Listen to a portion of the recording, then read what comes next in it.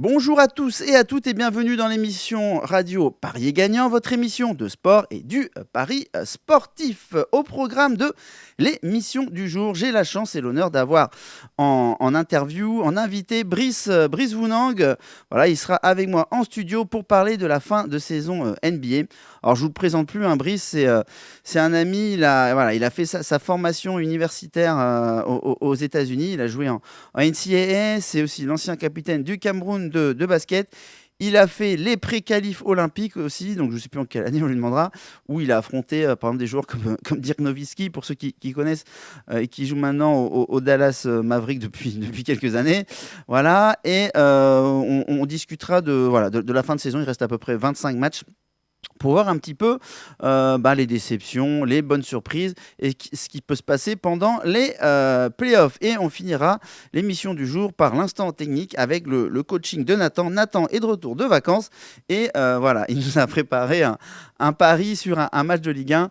Je ne vous dis pas encore le match, mais ça concerne une équipe bretonne et une équipe d'une principauté. Voilà, je ne vous en dis pas plus. Et sans plus tarder, nous allons interviewer Brice Vounang.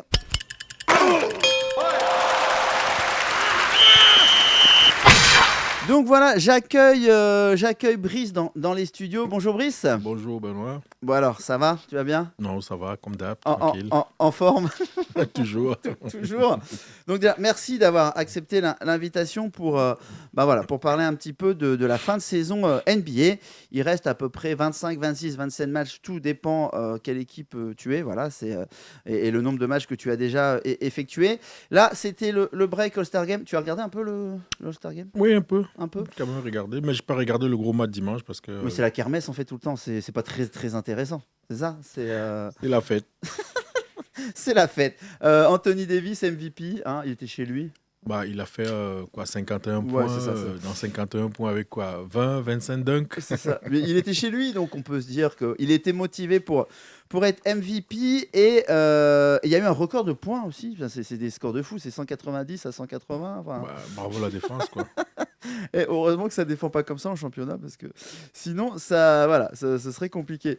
Allez, on va pas parler du All-Star Game, parce que l'All-Star Game, quand je dis c'est un petit peu la kermesse, c'est pas ça qui nous intéresse. On va essayer d'être un peu plus sérieux. Donc, conférence Est, conférence Ouest. On va commencer un petit peu par la conférence Est. Donc, Brice, pour toi, les confirmations cette année, Cleveland, hein, ils sont toujours Oui. là, premier, Bon. malgré quelques bobos, quelques Ouais, c'était blessures. attendu. Bon, les bobos, on sait que ça va arriver parce que c'est une équipe.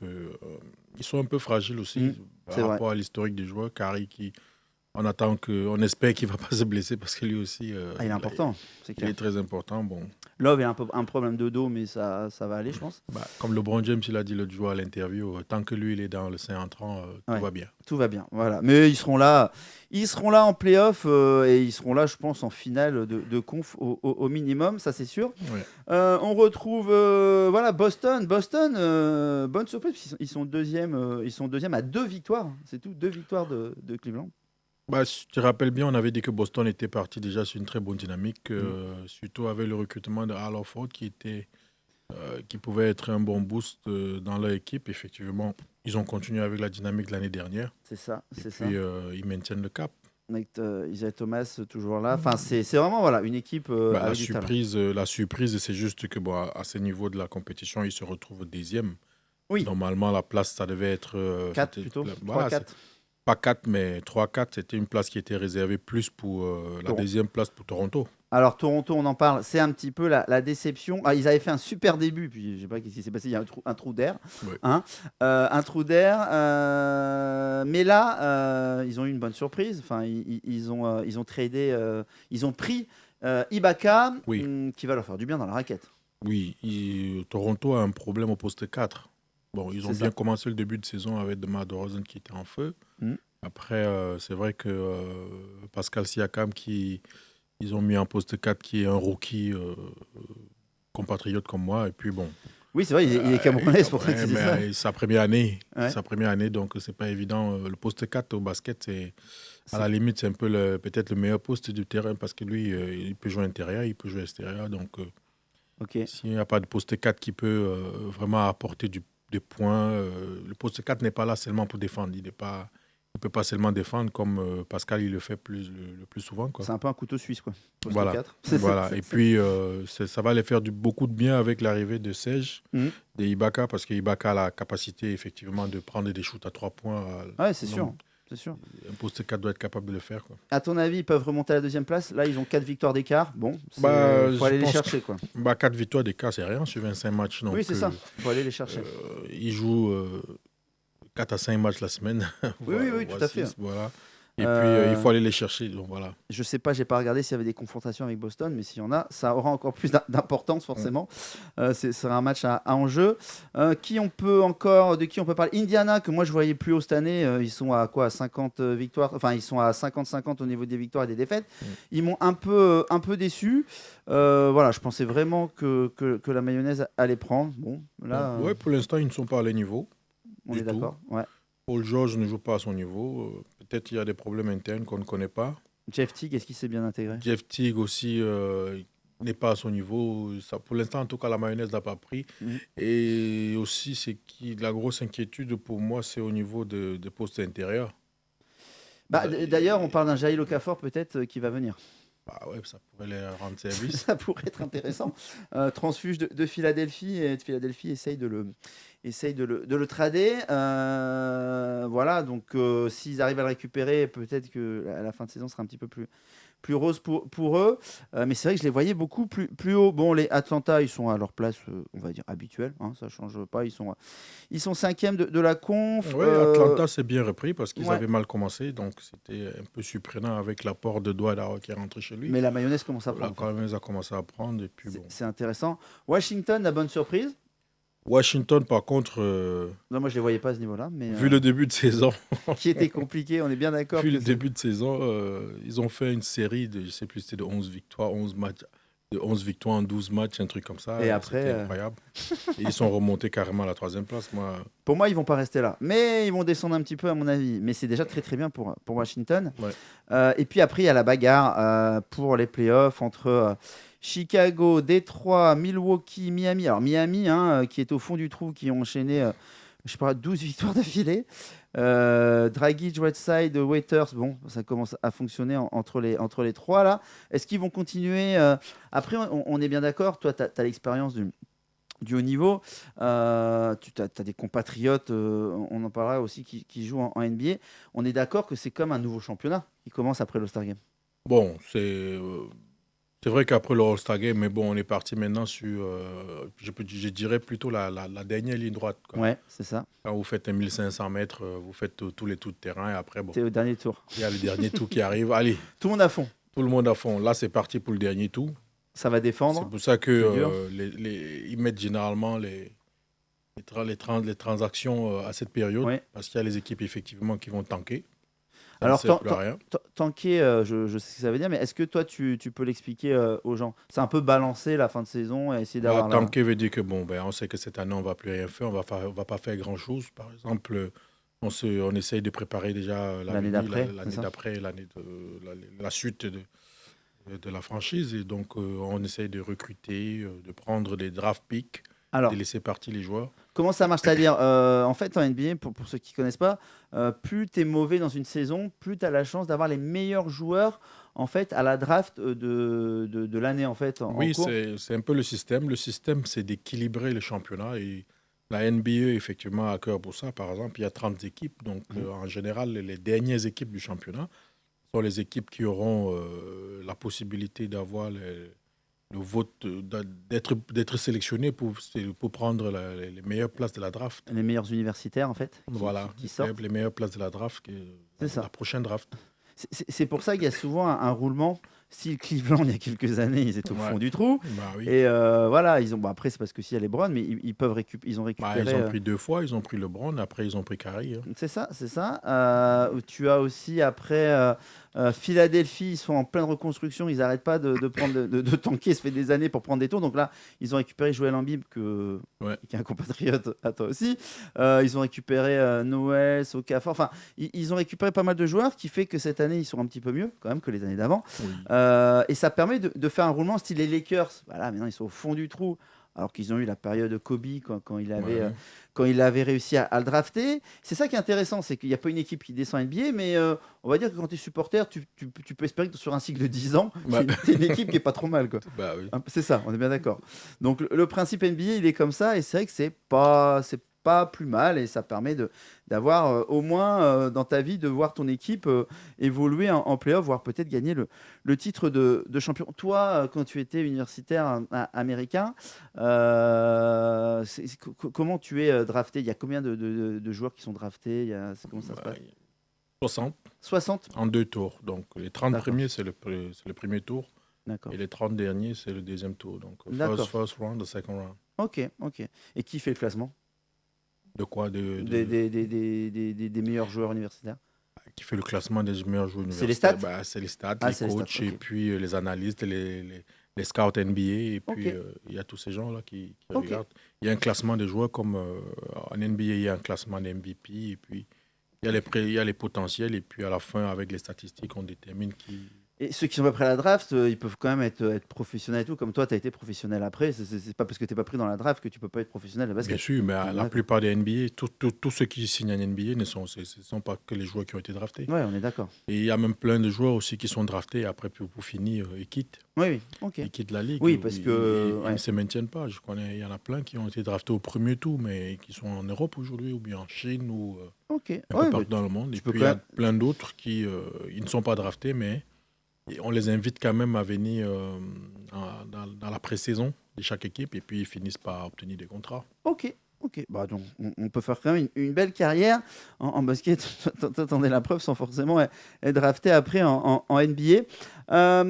Dans la conférence S, bon, bah, Philadelphie, 21 victoires. On va dire que c'est mieux que d'habitude où ils sont plutôt à 10-11. Mais ouais. Donc là, ils ont doublé. Brooklyn, ouais, bah, Brooklyn, eux, pareil, voilà, ils sont au fond du trou. Ça doit être Bah, ça, c'est pas une surprise. en reconduire. New York, c'est aussi une petite déception parce que tout le monde les voyait un peu mieux. Voilà, la mayonnaise n'a pas trop pris. Noah, il est pas à son niveau. Rose, c'est un peu compliqué. Bah, Anthony veut partir. Voilà. New York a beaucoup plus de problèmes extra-sportifs Ouais. qu'autre chose. Leur problème, voilà, c'est une front office, c'est dans les bureaux. Comment ils discutent avec les joueurs, ça impacte maintenant tout ce qui se passe On est, sur le terrain. on est bien d'accord. Donc là, toi, tu vois qui en playoff? Bon, on a Cleveland, Boston, Washington, Toronto, Atlanta, ça c'est fait. Indiana, je pense que ça va le faire. Et après, Chicago, Détroit, Milwaukee, Miami. Charlotte, pour moi, ils y seront pas. Ils sont vraiment en chute là. Ils ont de mal. Donc ça va jouer entre Chicago, Détroit, Milwaukee et Miami. Voilà, faites votre choix, hein. C'est entre eux, je pense, ces quatre équipes. Les autres, il y a quatre équipes pour deux places. Bon, sachant que pour l'instant, c'est Chicago et Détroit. Je pense que Chicago, il sera. Et après, Détroit, Milwaukee. Milwaukee, ils ont perdu Parker. Ça va être compliqué, je pense. Oui, ils ont perdu Parker. C'est clair qu'il était une grosse pièce de leur équipe. Il reste Giannis. Giannis comment? Giannis Antetokounmpo. Au Scrabble, ça, c'est mot compte double. Tu cartonnes avec ça. C'est compliqué à dire, ouais. Mais Et le trio de Miami, à voir si ça continue à jouer aussi bien. Donc voilà, conférence Est, avec toujours Cleveland en leader. Et je pense qu'on les retrouvera en finale de conf. On va changer de côté, on va passer à l'Ouest. Bah alors là, Golden State premier, pas de surprise, on va dire, hein, d'accord. Ils sont là, ils battront pas le record de l'année dernière parce qu'ils sont déjà à 9 défaites. San Antonio derrière, bon, bah, c'est du classique aussi. Houston, James Harden en meneur, ça le fait cette année. Bah oui. Hein, 40 victoires, c'est voilà, énorme. ils sont à 40 victoires. C'est énorme, c'est que Le barbu, El Barbudo le barbu après a est trouvé ça. capable de faire. Ils ont changé le système, ils ont pris un nouveau coach, Ouais. Anthony, qui arrive avec son système offensif, donc Ça, correspond exactement à James Harden. c'est énorme. Ils ont fait partie de Howard, ils ont récupéré Néné, Pas mal aussi. qui réussit à se confondre dans le système. Capella, Ouais. le Jeune. le jeune Suisse qui est parti de la France pour là-bas, donc il s'intègre très bien et puis ça fonctionne. Troisième, ils resteront là parce qu'ils ont 5 victoires d'avance sur les Clippers. Dans les Clippers, ils ont eu des bobos, hein. Chris Paul, tout ça, Ouais, comme Al d'habitude. Griffin. Bon, mais ils sont là. Utah, de Rudy Gobert, qui fait une bonne saison. Ils seront aussi en playoff, il n'y a pas de souci pour eux. Après, on a Grizzlies. Bon, eux, c'est toujours pareil. On a l'impression que Zach Randolph en Zibo en 6e homme, ça marche bien. hein. Bah Il oui, apporte du peps. exactement. C'est l'intelligence du jeu. Donc, ils comprennent. Vous savez, c'est pas toujours les meilleurs joueurs qui sont dans le 5 entrant. Oui. Attends, Il mais y a c'est vrai que t'as certains raison. coachs qui comprennent ça. Tu m'avais dit ça. Ouais. Ouais, oui, ils prennent un joueur, ils disent ben, toi, tu es mon pion, tu vas venir du banc et tu vas apporter plus que tout le monde. Regardez par exemple les Lakers, le meilleur marqueur des Lakers, il venait du banc. Il a été tradé C'est vrai. dernièrement. Non, mais ouais, mais ça c'est intéressant ça, parce qu'en fait la deuxième équipe, si tu mets personne qui a le niveau, t'arrives jamais à passer devant ou à rattraper ton retard. Là avec Zibo, c'est un peu le chef d'orchestre et c'est lui Oui, qui c'est dirige. une stratégie. Donc, c'est une stratégie de le faire venir du banc et puis il apporte sa puissance du banc et puis l'équipe est C'est plus clair. forte comme ça. Et c'est payant parce Ça qu'ils paye. sont sixième. Oklahoma City et le Marsupilami, là, Westbrook, eux aussi ils y seront parce qu'ils ont fait le trou, ils sont septième, ça marche bien pour eux. Et après, il reste une place et là, ça va être la guerre entre Denver, Sacramento, Portland, New Orleans, Dallas et même Minnesota. On va dire que tout ça, ça peut prendre la dernière place, ça va être très intéressant. Ils sont 5-6 équipes, sachant que la Nouvelle-Orléans, voilà, ils viennent de faire un gros trade, on va dire. Ouais. Ils ont recruté Cousins qui va venir avec Anthony Davis. Wow, ça va être intéressant à voir jouer. Donc là, à ton avis, là, ils peuvent aller chercher les playoffs, là, la dernière place, non? Bah, tout à fait. Ce sera l'objectif de fin de saison avec. Ils ont deux amis, Oui, c'est ça. Cousin et comment il s'appelle l'autre Anthony Davis. Ouais. Ils s'entendent très bien. Donc, ils ont joué plusieurs fois sur le drapeau américain. Donc, ils se connaissent. Franchement, c'est pas mal ça. La doublette, là, j'ai hâte de voir ce que ça va donner Exactement. dans les matchs. Mais pour moi, ils peuvent aller chercher cette place-là si la mayonnaise prend. Et bon, un dernier de la classe, les Lakers, les Phoenix. Mais ils sont derniers, mais quand même avec 18 et 19 victoires. Donc, ça veut dire qu'il y a quand même un petit peu de talent, style Phoenix avec Booker, tout ça. Oui, Devin Booker. Ça prépare l'avenir. Oui, ça prépare l'avenir. Ils sont bien. Les Lakers, ça se voit, ils ont décidé de Ouais, encore une fois. casser la baraque et de tout tanker. Voilà, ils ont fait partie de leurs meilleurs scoreurs pour prendre des draft picks, des tours de draft picks. Et puis, ils ont libéré Kopchak, ils ont viré Kopchak, ils ont récupéré Magic. J'ai vu que Magic venait, ouais. Donc ça va être Magic ça va être revient intéressant. comme le président de Magic Opération Johnson, Basket. pour ceux qui sont plus jeunes et Voilà. qui. Bon, normalement, quand tu es dans le basket, on doit voir à peu près qui c'est. Magic Johnson. Toujours dans la reconstruction. Il y a toujours des joueurs comme ça que même si on n'était pas né quand ils jouent au basket, qu'on a au moins vu des vidéos et Magic Johnson en fait forcément partie. Donc là, si on parle un petit peu maintenant, Paris sportif. Brice, comme ça, à chaud, si tu devais me donner une équipe qui gagnerait la NBA cette année. Alors, on se mouille, on a les enregistrements, mais on les repassera pas après. Ouais. Alors, moi, on en avait parlé, moi dans mon club, j'ai dit Cleveland parce qu'on en avait parlé, et déjà on voit Cleveland en finale. Donc, on peut se dire qu'une fois que tu es en finale, après, tout peut se jouer parce qu'on est d'accord qu'à l'Est, c'est quand même l'équipe qui est un petit peu au-dessus des autres, même si ça ne va pas être forcément un parcours très très facile. Voilà, ils vont pas mettre des zéros à tout le monde. Mais qui tu vois toi cette année-là? Est-ce que Golden State c'est aussi le favori? Enfin, c'est le favori des Bookmakers, de toute façon, pour être champion. Golden State restait favori. Hein. Ils sont favoris, mais moi, je suis un intérieur. J'ai joué pivot. Moi, je pense que les intérieurs... C'est compliqué chez eux? C'est très énorme dans un playoff, dans une série, surtout jusqu'en finale, quoi. Ce serait quoi, toi, ton analyse alors sur... Tu vois une finale, quoi? Golden State, Cleveland? Moi, je vois toujours la finale des deux qui vont je vois pas comment on va les stopper. Déjà, je pense que Golden State aura plus de mal à se qualifier pour la finale que Cleveland. Oui, parce que la conférence Ouest, elle est quand même plus homogène. Oui, elle est plus homogène, mais la différence, c'est que quand vous voyez une équipe comme San Antonio, oui. Je regarde les Spurs, eux, c'est les papis qui attendent les playoffs toujours pour c'est toujours comme ça. Commencer. C'est un moteur diesel, donc sur 82 matchs, ça démarre. Ouais. Et après, quand les playoffs commencent, on essaye de voir à quel niveau on se trouve. Mais voilà, ils ont des intérieurs. Ils ont des intérieurs qui savent jouer. Pour ne pas le citer, Aldridge et puis le frère Gasol. Ouais. Voilà, ils ont des intérieurs qui savent jouer. Et puis, s'il y a Kawhi Leonard qui continue de mettre 20-30 points tous les matchs, avec des jokers comme Ginobili qui vont venir du banc. Et même Parker qui peut Tony faire Parker, ils attendent que ça. Et j'aimerais bien voir leur série contre les Golden State. Ça, c'est quelque chose qui pourra aller à 7 matchs. Hein. Bon, normalement, normalement, ils se retrouveraient en finale de conf parce qu'ils sont 1 et 2 et je pense que ça bougera pas Ouais, forcément. Voilà. Sachant que dans la conférence Ouest, il y a des poils à gratter. Houston, ça peut t'embêter tout le monde. Les Clippers, ils récupèrent les joueurs aussi. Enfin, on est d'accord que la conférence Ouest, voilà, c'est assez. ouais, le problème de Houston, c'est voilà, c'est le shoot à 3 points. Quand ils mettent Ouais. à 3 points, ils gagnent tout le monde. Mais dès qu'ils ne peuvent plus mettre les tirs à 3 points, c'est mort. Bah, c'est un peu comme Golden State, non? Bah, oui, Golden State est comme ça, mais plus régulier. Plus régulier. Oui, parce qu'ils ont des joueurs de meilleure qualité. Bah, ils sont plus réguliers, ils ont des shooters, voilà, on peut dire de meilleure qualité. Bon, c'est vrai que le meilleur shooter à 3 points de cette année du All-Star Game, c'est un joueur de Houston qui vient du banc de touche. Donc voilà. C'est vrai, on est Et d'accord.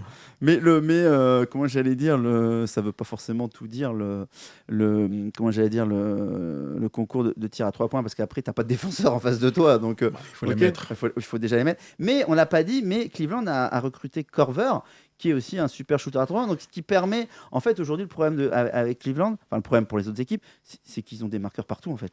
Oui, Ça peut shooter. Cleveland, On est Cleveland d'accord. est assez équilibré parce que bon, c'est vrai qu'ils ont recruté Corver qui est parti d'Atlanta pour remplacer un peu. C'est un gros shooter à 3 points. Voilà, pour Ouais. remplacer comme celui qui est blessé, là, le shooter qui est blessé. Donc voilà, c'est. On est d'accord. Il me fait penser un peu à Steve Kerr à l'époque, quand il était à Chicago avec Jordan. C'est un peu le gars que, bon, il reste 2 secondes. Faut un 3 points pour gagner le match. Tu fais un écran, hop, tu files la balle et puis après, c'est parti. Ouais. On est d'accord. Bah oui, il est bon. C'est un peu ça. Donc, voilà, aujourd'hui, s'il y avait une value, ce serait plutôt sur Cleveland champion. Oui, s'il y a une value, ce serait sur Cleveland Club champion en fonction de ce que les bookmakers Non, vont mettre en place. Quoi. moi j'ai déjà pris dans le club, sachant que Cleveland champion aujourd'hui vous pouvez avoir à 4,5, alors que Golden State champion vous avez du 1,70. C'est vraiment faible 1,70. Sachant que Cleveland c'est le champion en titre. Ils ont renversé Golden State l'année dernière alors qu'ils perdaient 3-1, c'est ça? Tu m'arrêtes si je me trompe? Oui, oui, oui. Ils Ils perdaient perdaient 3-1. 3-1 et puis ils ont Donc, réussi à faire. donc ce qu'ils ont fait là, ils peuvent le refaire, on est bien d'accord.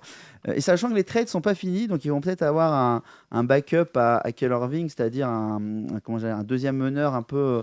Ils sont en train d'en chercher, enfin, LeBron James en veut un, en tout cas. Parce qu'aujourd'hui, il y a qui Liggins, là, c'est ça, comment il s'appelle Oui, déjà? mais bon, après, les meneurs, même s'ils en recrutent un aujourd'hui, il va pas jouer grand-chose parce que déjà, Kyrie Irving, il est meneur. LeBron James lui-même, c'est un meneur. Il peut le faire, oui, c'est ça. Donc, On est amener d'accord. le ballon. Et Kyrie Irving, même quand il est sur le terrain, il joue pas meneur tout le temps, quoi. On- Donc, parfois, on le fait jouer, on le décale en deux pour qu'il s'exprime à 3 points. Donc, il sait le faire. Et dernière question, c'est pour les vainqueurs de division. Bon, normalement, c'est un petit peu fait un peu partout, sauf sur une division. Je vais te la retrouver, c'est la division sud-est, avec Washington, Atlanta, Charlotte, Miami, Orlando. Et Ouais. aujourd'hui, c'est à la lutte Washington et Atlanta. Mhm. Qui tu verrais finir devant l'autre, sachant que aujourd'hui au classement Washington a 34 victoires, Atlanta en a 32, donc ça joue sur un mouchoir de poche. Est-ce que voilà, ce sera la lutte jusqu'au bout ou, qui tu penses qui a le meilleur effectif? Après, il aurait fallu qu'on regarde le calendrier, forcément, parce que ça va, Mhm. ça va jouer. Mais pour toi, qui a le meilleur effectif entre Washington et Atlanta? Aujourd'hui, en termes de meilleur effectif, je dirais plutôt en termes de dynamique. Moi, je pense qu'en termes de dynamique, c'est Washington qui est sur la bonne dynamique. C'est Ok. vrai qu'Atlanta aussi, euh, bah, il reste toujours l'incertitude avec Dwight Howard Qui qui peut est, être en dents de scie, qui- ça dépend. qui est décevant. Lui, il reste Mm. toujours son ombre, il reste l'ombre de lui-même. Voilà. Donc, Ok. et Washington aujourd'hui, en conférence, bah, ils m'ont surpris, hein, parce que moi, je ne les attendais pas à ce niveau. Je les voyais pas aussi haut. Est-ce qu'ils vont Ah, continuer là-dessus? Il y a pas de raison, tu Il n'y restes a, il y a pas de raison puisque Bradley Beal est en forme. Ouais. Et Bradley Ok. Beal est en forme, donc son copain le fait jouer. Il avait même promis de l'amener au All-Star Game, donc ça ne s'est pas fait. Donc Tout à fait. Hein. voilà, et puis ils sont sur une bonne dynamique. Ça va se jouer jusqu'au bout, quoi. Enfin, j'avais une question à poser. Toi qui as été un professionnel, là, je vais dévier un peu. Quand tu enchaînes plusieurs matchs comme ça, style en NBA, mais personne ne le dira jamais, est-ce que c'est possible de choisir ces matchs? Oui, mais c'est Mais pas. on le sait pas, personne ne le dira jamais. Mais je veux que pour un parieur, c'est important aussi de savoir ça. Est-ce que oui, il y a des entraîneurs dans le vestiaire en interne, ça va se dire bon les gars là ce soir, on est Bah oui, ils lessivés. choisissent. Ils choisissent, ils regardent, par exemple, on repose les joueurs parfois quand on a les back-to-back. Oui, c'est ça. Certains, on met parfois des joueurs sur la liste des blessés, pourtant ils ne sont pas blessés. C'est histoire de les reposer parce que c'est usant, 4-5 matchs par semaine. Et il y a des stats, là, j'en ai parlé dans mon club, il y a eu des études de médecine, comme quoi voilà, des joueurs qui enchaînaient back-to-back, qui changeaient de fuseau horaire, parce qu'aux États-Unis, il y a pas mal de fuseaux horaires. Généralement, tu arrives à repérer les matchs où ils vont être, où ça va être très compliqué pour eux à cause de la fatigue du décalage horaire, donc tes pourcentages de shoot chutent. Ouais. Toi, tu avais ça en université quand tu bougeais? Non. En NBA, c'est particulier. En université, c'est un peu comme le championnat européen. On jouait deux matchs par semaine. On jouait deux matchs par semaine. On jouait le jeudi et le samedi. D'accord. Et tu faisais la fête le samedi soir. Voilà. Tu faisais la fête de samedi soir. Ok, on a compris. Mais en tout cas, Brice, merci d'être intervenu là sur cette saison NBA. On approche de la fin. On fera un petit bilan sûrement en fin de saison, peut-être même pendant les playoffs. On verra. Voilà, ça va monter en intensité, hein, c'est sûr. La dernière ligne droite, je pense que les défenses vont se faire plus acerbe, comme on dit ça. Enfin, ça va être plus compliqué de marquer des points. Et puis, je pense que là, peut-être, des fois, il y avait des turnovers sur 10 joueurs, un peu plus. Là, ils vont peut-être commencer à restreindre un petit peu sur 7-8, tu vois, pour essayer d'avoir la rotation oui, des playoffs. Les équipes, effectivement, qui sont à la recherche de consolider leur place pour les playoffs, ils vont effectivement resserrer, essayer de jouer les meilleurs joueurs. Et après, à la veille des playoffs, quand les classements seront déjà pratiquement acquis, on va reposer. On va reposer les joueurs et puis on va se retrouver avec des victoires improbables, par exemple, des équipes qui sont au fond du saut, qui ne vont pas faire des playoffs. Ok, bah ça c'est important de le voir aussi. Il peut y avoir des grosses surprises en fin de saison quand tu as du Cleveland qui a peut-être lâché un match à domicile parce qu'ils sont déjà premiers. Exactement. Donc ça, pour les parieurs, à noter. Et voilà, il faudra bien regarder les informations et le 5 titulaire et qui est sur le banc, qui est laissé au repos, pour essayer de trouver des bonnes values à jouer. Donc, Brice, merci d'être intervenu. Merci. Et on te retrouvera sûrement en fin de saison pour faire un petit bilan de cette saison NBA 2016-2017. Merci encore à toi. Salut, bye bye. Ciao, Benoît. Donc nous, on va enchaîner avec l'instant technique du jour et le coaching assez rapide, on va dire, de Nathan pour cette semaine.